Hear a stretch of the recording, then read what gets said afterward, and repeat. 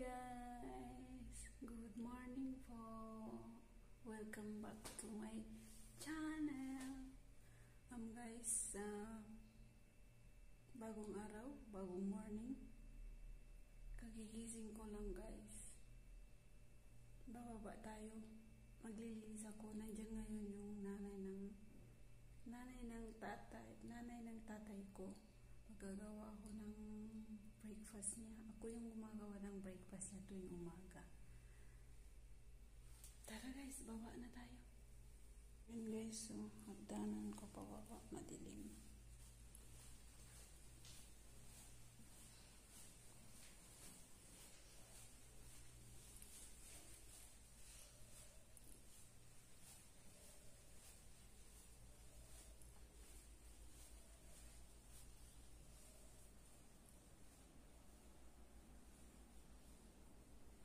Wala pang gising.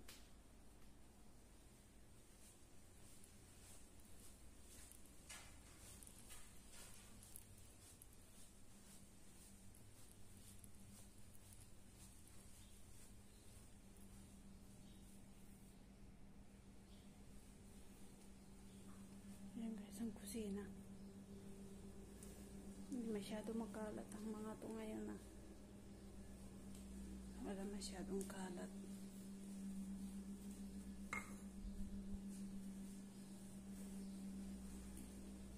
Saan natin yung ilaw para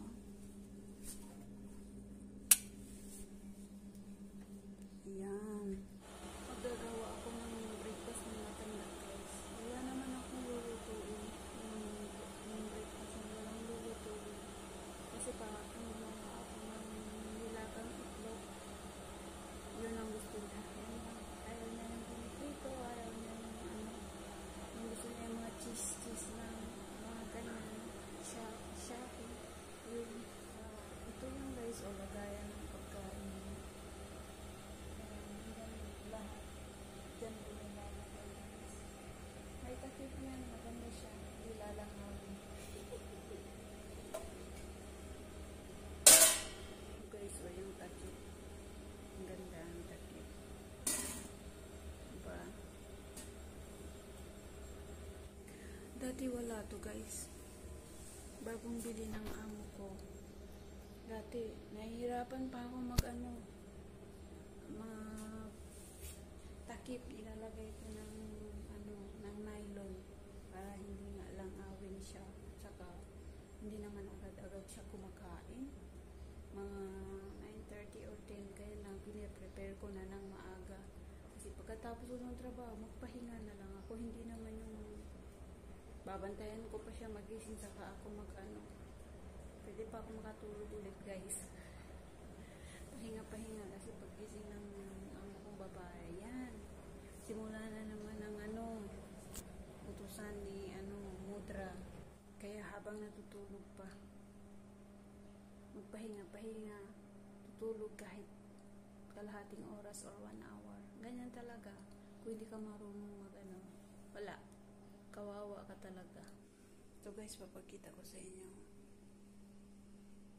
Ayan. Ayan yung breakfast niya. Ganyan lang. Ito almaray kiri. Cheese siya triangle. Ito cheese na French cheese ba yan? French cheese ba to? Ito halawa. Halawa na hindi ko alam kung anong klaseng to. Basta ito, kinakain to siya. Kasabay dito. Maalat tapos matamis. Kaya nagdadiabetes sila dito mga Arabo. Matamis at maalat. Pinapartner yan. Pati yun kinakain nila. Tuna. Strawberry jam. Cheese. Siya? Spread cheese to siya. Ito naman, craft. Cheese craft. Kumbaga sa atin, yung parang Eden cheese. Ito siya, cheese craft. Yan lang yung mga kinakain niya. Ang itlog ayaw niya araw-araw. May daw siya. May allergy daw siya sa itlog. Kaya, example, ngayon wala, bukas may itlog. Ganun siya. Tapos kinabukasan wala, kinabukasan meron. Ganun ang gusto niya. Yan guys. Tapos tatakpan ko na siya guys. Tapos i-add ko na doon sa sala para paggising niya guys, makikita niya na yan, magkakain na siya. Yung tinapay niya, nandun lang naman sa taas kasi may rep din siya. May sarili kasi siyang rep, sariling kusina. Kasi gusto niya magawa ng sarili niyang mga pagkain, mga kape, ganyan. Gusto niya siya talaga ang gagawa din. Kaya ayan, ako na lang gumagawa ng breakfast niya. Ganyan lang naman. Tapos na, wala na. Kakain na siya, gagawa pa ako ng tsa, tapos ihatid ko na dun sa taas.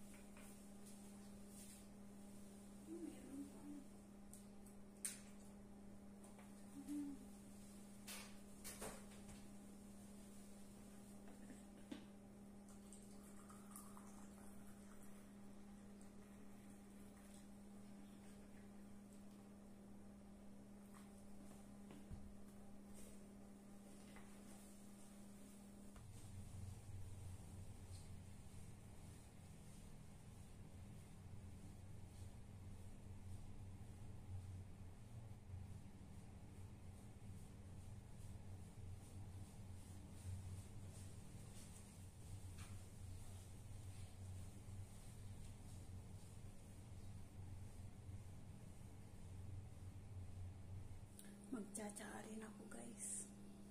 Tapos saka ako maglinis ng kusina. Linisin ko yan.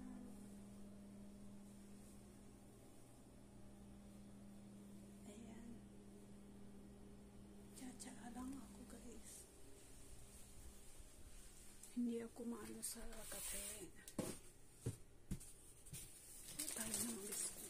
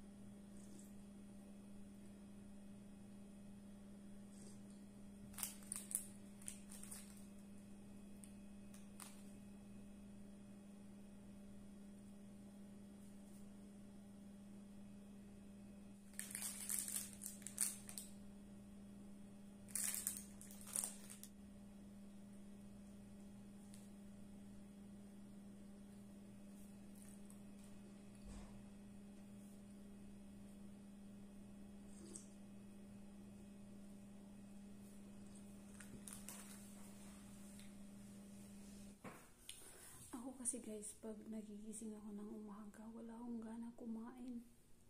Ganito, kape lang, hindi, tea with milk lang, o kaya minsan tubig lang. Wala talaga akong gana kumain. Parang nasusuka ako. Pag umaga, magkakain ka, walang ewan ko. Gusto ko muna maglinis muna, ganyan, galaw-galaw muna yung katawan ko, saka ako inom ng tsaa, biskuit. Minsan gaya ngayon ganito, tsaa, tapos biskuit. Ayan. Yan ang breakfast ko pag umaga. Kasi wala akong ganang kumain. Ganun lang. Saka ako nakaka-feel ng gutom pag tapos na ako maglinis, pag nakagalaw-galaw na yung katawan ko. Ganyan lang guys. Gusto ko ng kape. Hindi naman ako makatulog pag umiinom ako ng kape. Ewan ko ba, gusto ko ng kape. Pag umiinom ako guys ng kape, makakatulog ako ng gabi. Siguro mga 4 ng umaga. Tapos magigising ako ng 7. Ilang oras lang ang tulog ko nun. Kaya hindi na lang ako umiinom ng kape. Pero minsan talagang hindi ko matiis. Parang hinahanap-hanap ko pa rin yung kape. Meron kape dito, 3-in-1 na yun naman ang iniinom ko. May gatas naman, ewan ko ba kung bakit di ako makatulog. Yung iba hindi naman. Normal lang naman. Hindi ko ba alam bakit ganun. Talaga hindi ako makatulog pag kape. Kaya nagtsatsaa na lang ako. Nasanay na rin ako sa tsaa. Okay lang. Tuwing umaga, ganito lang yung kinakain ko. Yan, biskuit. Saka, tea with milk. Tapos yung kanin, gabi na. Sanay na rin ako guys, hindi na ako nagugutom. Para pag nakakaramdam ako ng gutom, magawa ako ng tea with milk lang again, or minsan hindi ko talaga matiis, uminom talaga ako ng kape. Ayun, tapos biskuit na naman, minsan sandwich, minsan kung anong meron dyan, yun ang kinakain ko. Okay naman sila, hindi naman sila kahit medyo kuripot. Okay naman sila sa pagkain, hindi naman sila sa akin. Sabi pa niya na kahit ano daw gusto ko, kainin ko, wala daw ako. Wala namang problema, sabi ko. Kahit di niya sabihin, talagang kakain ako, bahala sila. Diba? Sige, maghuhugas na muna ako ng pinggan, guys. Maghuhugas tayo ng pinggan, guys, para matapos na ito, makaakyat na.